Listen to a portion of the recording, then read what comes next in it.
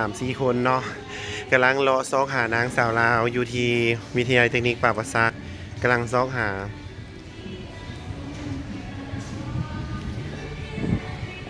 แม่นางงามยังไปก่อน2 คน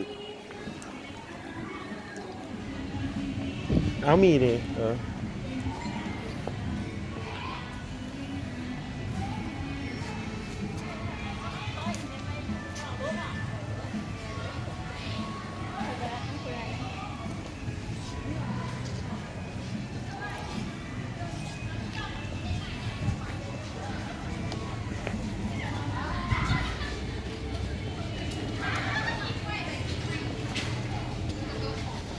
การซอกหานางสาวลาวนี่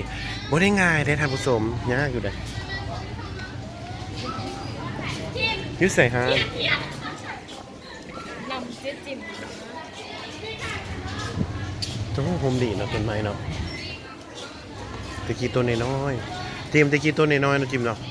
ตอนนี้ต้นบักใหญ่แล้วเนาะตะกี้ต้นน้อยๆเนี่ยก็โฮมดีใส่ต้นไม้เนาะ ฝั่งนี้เขาสิพิสัยโน เขาสิไปซอกหานางงามจักรยานโลก เอ้าขาออกเขาก็บอกเอ้ามาโดดหลัง ทางออกอยู่ใส่หุ่น ไปกินไปกิน โมแมนแล้วตอนนี้ มันโมแมนแล้วมันโมแมนแล้ว ไปกินไปเลี้ยงพ่อมันด้วยขาหลบกัน ที่เป็นยังอะ เสียงสูงเนาะไปไก่กินร้านเจ้าเลย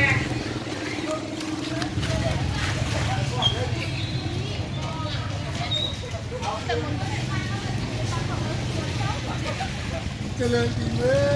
ย เอาลงมาใส่กับมัน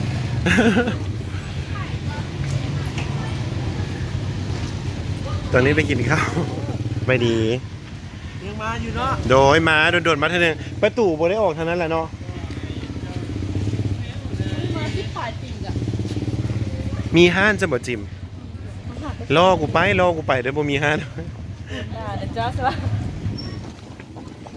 นางกับมโนมาไนไปเนาะฮะ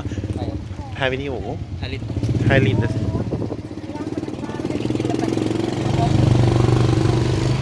นางมโน ถ่ายลิปก่อนแฮะ ครั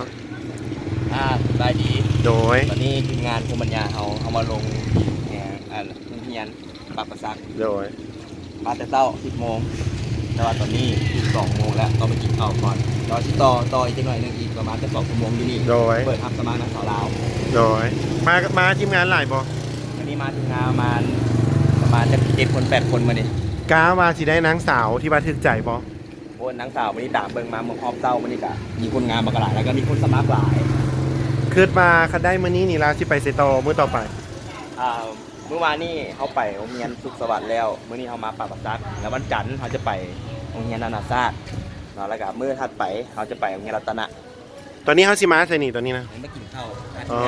ผู้ใดสิเป็นผู้เจ้ามือเลี้ยงมื้อนี้น่ะ พูดแล้วนะพูดน้ำหนักเจ้ามือ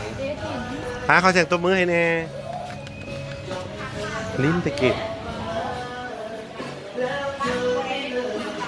มันบ่แม่นแล้วนี่มันบ่แม่นแล้ว